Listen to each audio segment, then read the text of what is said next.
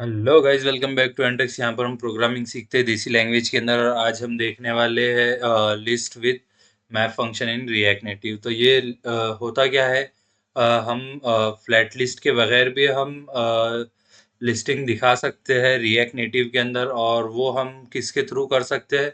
Map एक function मिलता है हमारे को एरे के साथ, जो हम एरे के ऊपर अप्लाई कर सकते हैं मैप फंक्शन। और वो क्या करता है, वो रिटर्न करता है, कंपोनेंट भी रिटर्न कर सकता है, वैल्यू भी रिटर्न कर सकता है। बेसिकली वो रिटर्न कर सकता है।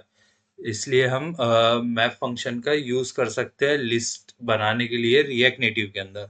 तो उसके लिए हम क्या करेंगे, हम एक एरे क्रिएट करेंगे एम्प्लॉय डिटेल का। उसके बाद हम क्या करेंगे, एक मैप फंक्शन का यूज करके एक जो लिस्ट है वो क्रिएट करेंगे, उसको कुछ स्टाइल्स अप्लाई करेंगे।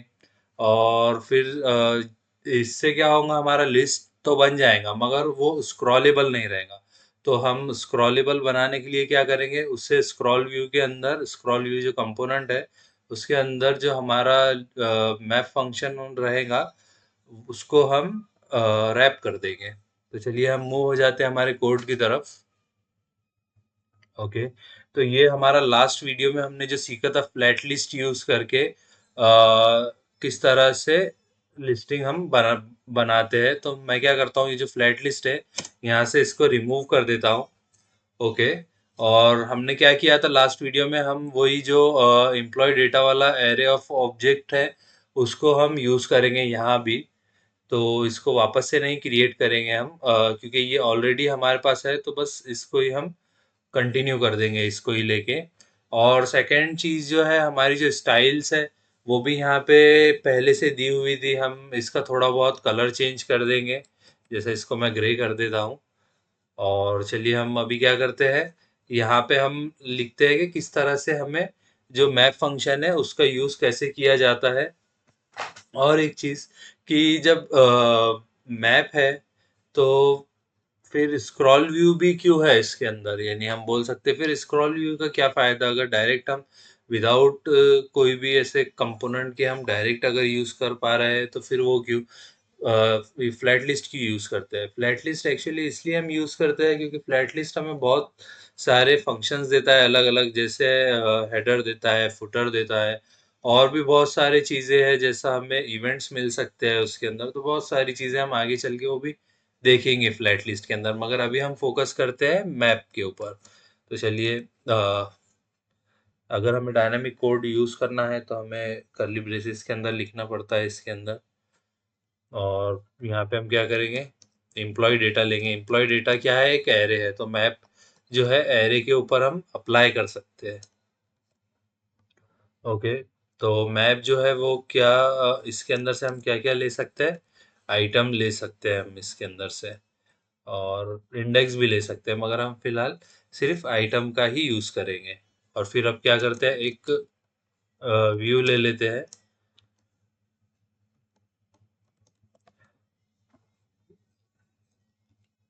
ओके, तो व्यू हमारे पास आ गया। और इसको क्या करना होगा हमें, बेसिकली ये जो व्यू है इसको रिटर्न के अंदर लिखना होगा, ताकि जो हमारा व्यू है वो प्रॉपर रिटर्न हो सके। और यहाँ पे मैं क्या करता हूँ, टेक्स्ट ले लेता हूँ। और टेक्स्ट के अंदर अभी हम क्या करते हैं, आइटम के अंदर से क्या एक्सट्रैक्ट कर लेंगे, हम नेम ले लेंगे। तो उसको सेव करता हूँ, यहाँ पे नेम आ चुका है। तो मैं क्या करता हूँ, ये जो हमने स्टाइल लिए थे उसको हम यहाँ पे अप्लाई कर देंगे, स्टाइल्स, पहले बॉक्स वाली स्टाइल। और जो नेम है उसके लिए हम क्या करेंगे, जो हमारा टेक्स्ट वाली स्टाइल है वो हम इसको दे देंगे। टेक्स्ट लिस्ट वाली जो स्टाइल है वो हम नेम को पास कर दिया हमने। तो ये हमारे क्या हो गया, अभी नेम आ चुके हैं। हम क्या करेंगे, ऐसे ही इसको डुप्लीकेट कर देंगे यहाँ पे। और हम जो दूसरी भी फील्ड्स है वो भी यहाँ पे इसको लेकर आ जाएंगे। ईमेल हो गया, मोबाइल नंबर हो गया। तो देख सकते हो आप लोग कि अभी ये जो स्क्रॉल, ये जो हमारा मैप फंक्शन है उसको तो हमने प्रॉपरली इम्प्लीमेंट कर दिया है, मगर अभी ये स्क्रॉल नहीं हो रहा है। तो हमने स्टार्टिंग में ही बताया था कि ये जो मैप फंक्शन हम जब यूज़ करेंगे तो जो लिस्ट है वो लिस्ट क्रिएट तो हो जाएंगी, मगर वो स्क्रॉलेबल नहीं रहेंगी। तो स्क्रॉलेबल बनाने के लिए हमें क्या करना होगा, यहाँ पे स्क्रॉल व्यू वाला जो कंपोनेंट है उसके अंदर पूरा ये रैप करना होगा। तो हम क्या कर देंगे, स्क्रॉल व्यू, और इसको क्या कर देंगे हम, ये जो पूरा हमारा कोड है उसको हम इसके अंदर रैप कर देते हैं। तो अभी आप देख सकते हो हमने क्या किया, स्क्रॉल व्यू के अंदर हमने क्या किया, कर्ली ब्रेसेस रख के जो एम्प्लॉय डेटा था हमारा जिसके अंदर एरे ऑफ ऑब्जेक्ट है वो पूरा हमने क्या कर दिया, उसके ऊपर मैप फंक्शन हमने अप्लाई कर दिया। और उसके बाद हमने यहाँ पे हमें क्या मिलता है, आइटम, और हमें दूसरी चीज यहाँ पे इंडेक्स भी मिल सकता है। अगर इंडेक्स लेना है तो ऐसा इंडेक्स भी ले सकते हैं हम। जैसे मैं क्या कर सकता हूँ यहाँ पे, एक ये लेकर ये यहाँ पे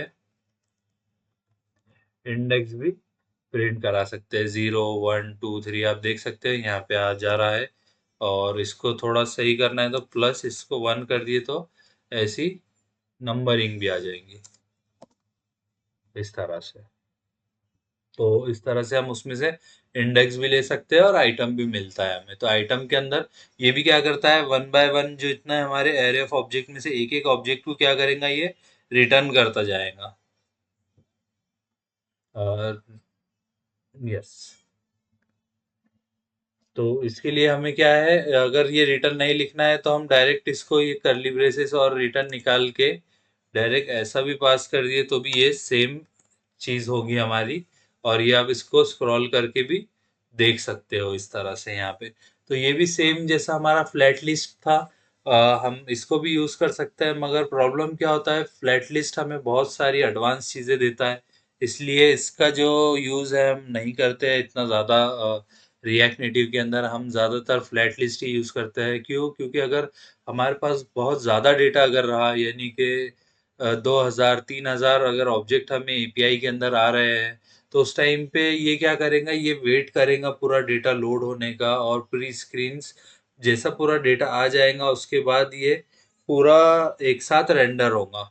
यानी कि आपको 2000 एक साथ रेंडर हो जाएंगे जो भी ऑब्जेक्ट आया है आपका एरे में, तो वो आपका एक साथ यहाँ पे शो होगा। जब तक क्या होगा, ये स्क्रीन आपकी ब्लैंक दिखेगी। मगर फ्लैट लिस्ट में क्या होता है, थोड़ा थोड़ा वो जो डेटा है वो दिखाता रहता है आपको। और जैसा अगर आप 500 600 वाला लाइन पर चले गए या ऑब्जेक्ट पर चले गए, तो वो क्या करेगा, ऊपर वालों को रिमूव कर देगा, नीचे वालों को रिमूव कर देगा। यानी कि थोड़े ही आपको ऑब्जेक्ट का डेटा दिखाएगा व्यू के अंदर, और बाकी के वो निकाल देता है। तो उससे होता क्या है, आपका जो ऐप का परफॉर्मेंस है वो अच्छा दिखता है।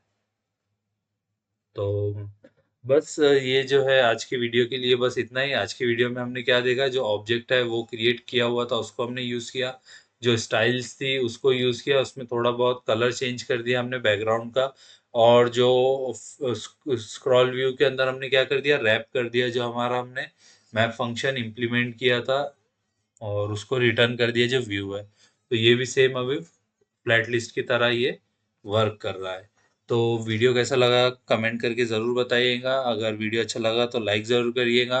अगर चैनल पर न्यू हो तो सब्सक्राइब करिएगा। Thank you so much for watching this video.